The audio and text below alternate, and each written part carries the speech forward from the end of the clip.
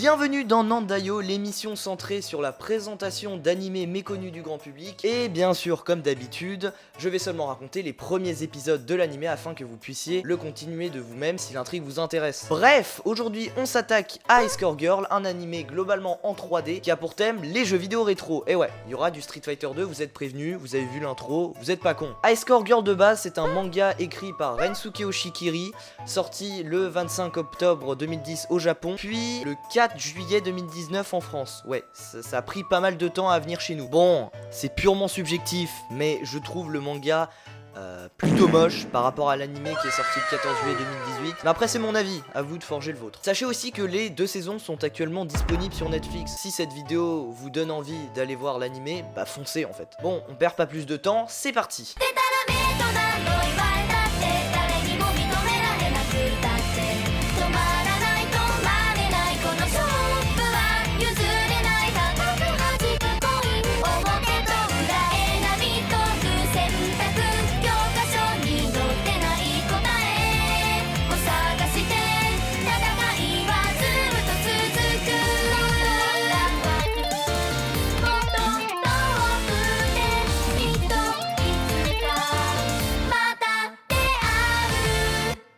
Tout commence en 1991 dans une salle d'arcade blindée au Japon où l'on trouve notre personnage principal, Haru Yaguchi. Et comme vous pouvez le voir, c'est un véritable gamer.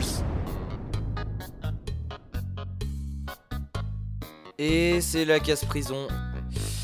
Merde. Avant de continuer, je vais vous présenter Street Fighter 2 et ses différentes versions pour vous faciliter la compréhension de l'animé. Parce que une grosse partie de celui-ci est centrée sur cette série de jeux. Donc accrochez-vous bien, parce que va falloir se concentrer. Ouais, Capcom sort Street Fighter 2 premier du nom, The World Warrior, le 6 février 91 sur arcade. Il fait un buzz total et remplit les salles d'arcade du monde entier. Dans cette première version, 8 personnages sont jouables. Ryu, Edmond Honda, Blanka, Guile, Ken, Chun-Li, Zangief et Dalsim. Le but du jeu est de vider la barre de vie de son adversaire en utilisant les 6 boutons de la borne. 3 boutons pour les coups de poing, petit, moyen, gros, et 3 boutons pour les coups de pied, petit, moyen, gros. Chaque personnage possède des coups spéciaux différents. On peut citer comme exemple le célèbre Hadoken de Ryu ou la technique super casse-couille des 1000 mains de mer de Honda. Après ce succès, Capcom sort en mars 92 la seconde version du jeu, Champion Edition. Cette version ajoute 4 nouveaux personnages jouables, Balrog, Vega, Sagat et Bison, étant le boss de fin de cette série. Street Fighter 2 Turbo Hyper Fighting sort en décembre 92 et augmente grandement la vitesse du jeu. En 93, on revient sur la vitesse de base avec Super Street Fighter 2. De plus, il ajoute 4 nouveaux personnages jouables, Thunderhawk, Fei Long, Camille et DJ. Pour finir, Super Street Fighter 2 Turbo sort en 94. Il modifie les coups de tous les persos et rééquilibre le jeu sur la vitesse. Il ajoute également un personnage caché, Akuma ou Gookie, comme vous voulez. Sachez que ce jeu est toujours joué actuellement. En vrai, le dernier Street Fighter 2 est sorti en 2018 avec Ultra Street Fighter 2 The Final Challengers sur Switch, mais cet opus est beaucoup trop récent pour être abordé dans l'animé. Je vous rappelle que l'intrigue se passe dans les années 90. Revenons sur notre écolier qui enchaîne 9 victoires d'affilée avec son Guile. Guile, à part avoir des cheveux spaghetti, est le combattant qui a le moins de coups spéciaux du jeu. Il peut seulement utiliser son Sonic Boom et son Flash Kick, ce qui ne l'empêche pas d'être le meilleur personnage de World Warrior. Mais trêve de remarques superflues, here comes a new challenger. Son adversaire est Akira Ono, une camarade de classe d'Haru super riche sa mère, qui choisit un perso improbable, Zangief. Pourquoi improbable, me direz-vous? Parce que le symbole de la Melle Patrie a des coups spéciaux super compliqués à sortir. Mais c'est clairement pas un problème pour Ono qui sort des screws avec une facilité incroyable. Évidemment, Haru se fait poutrer, mais bien évidemment il n'en reste pas là et décide d'utiliser des techniques de connard pour arriver à ses fins, comme la technique de la tortue, très efficace contre Zangief à cause de sa lenteur, ou même le tic-throw qui est une technique interdite en tournoi. En gros, il a triché quoi. Après avoir perdu contre un tricheur, Ono s'avoue vaincu et serre la main de son adversaire. Non. Attends, ouais. Il y avait pas ça dans mon script. Haru se prend en réalité un gros smash dans la gueule.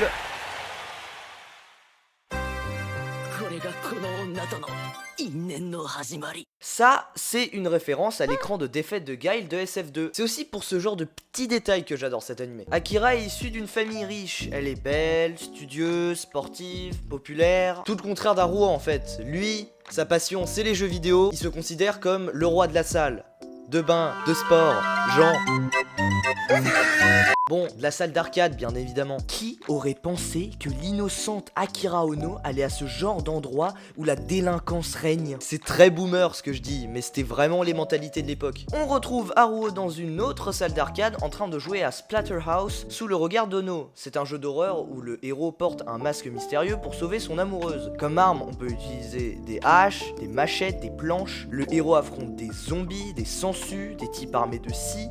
C'est gore! J'ai littéralement pris mot pour mot la description du jeu des sous-titres de la VO, mais je m'en fous en fait. Je fais ce que je veux, c'est ma chaîne. J'en ai rien à foutre. Après cette session de jeu, Haruo rentre chez lui. Ono, quant à elle, le suit et le court sans que le garçon sache pourquoi. Par la suite, on comprend qu'elle a peur de tout ce qui touche de près ou de loin à l'horreur, ce qui explique son comportement car elle ne voulait juste pas rentrer seule en fait. Comme d'habitude, vous l'aurez compris, Haruo se rend à la salle d'arcade après les cours pour jouer à Street. Il joue contre un mec éclaté et lui met un croustillant perfect dans la gueule.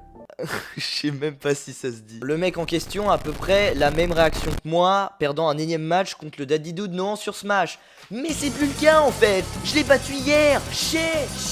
Vu sa réaction, Yaguchi préfère le laisser gagner pour ne pas se prendre un coup pour de vrai. Quant à Ono, elle s'en tape totalement en fait. Elle humilie le rageux et sa copine avec son Honda énervé. Les deux vont bien ensemble, je trouve. Le mec se lève et demande de le rembourser, mais Haruo s'impose pour finir avec un bon coup de pied dans les burnes. Ono, vous la connaissez un petit peu maintenant. Elle a un sale caractère, mais contrairement au couple de rageux, elle sait se battre. Ça, c'est moi. Si j'en suis arrivé là, c'est à cause d'une fille. Mais laissez-moi vous raconter depuis le début. Nos deux héros finissent par se tailler avant l'arrivée de la sécurité. C'est toujours le même schéma, l'animé se passe dans différentes salles d'arcade et nos deux écoliers sont en constante rivalité. Ils vont jouer ensemble à d'autres jeux d'arcade comme le célèbre Beat'em Up Final Fight, le shooter Darius 2 ou même l'excellent Street Fighter 1. C'est ironique, Street Fighter 1 c'était de la grosse merde. De plus, on va aussi suivre l'évolution des consoles de l'époque, en commençant par la PC Engine dès l'épisode 2. Au fur et à mesure des épisodes, on se rend compte qu'ils ne sont pas seulement rivaux, ils éprouvent des sentiments l'un pour l'autre.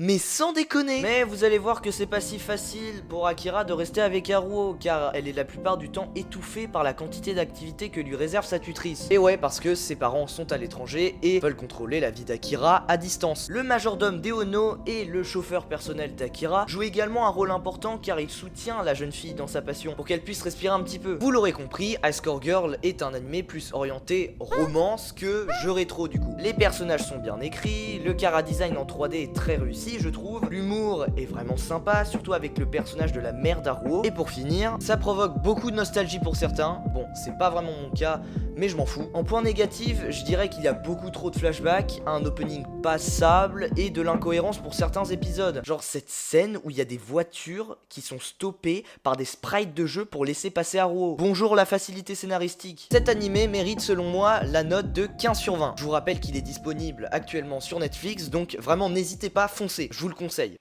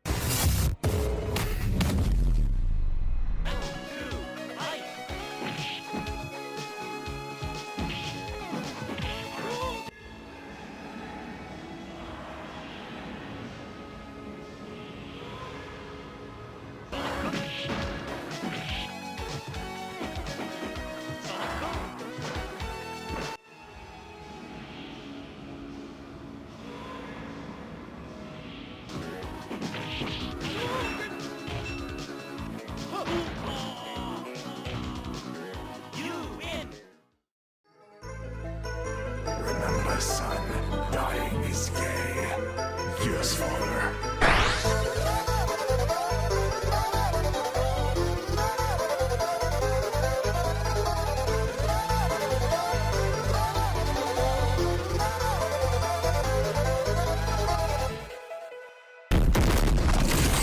All you can.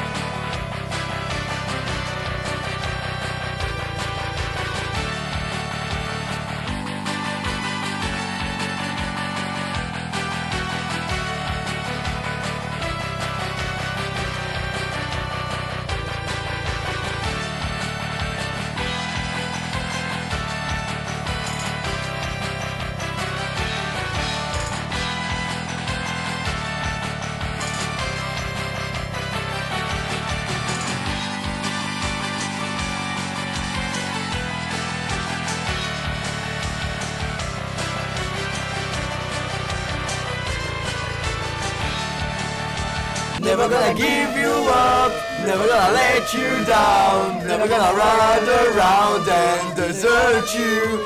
Never gonna make you cry. Never gonna say goodbye. Never gonna tell a lie and hurt you.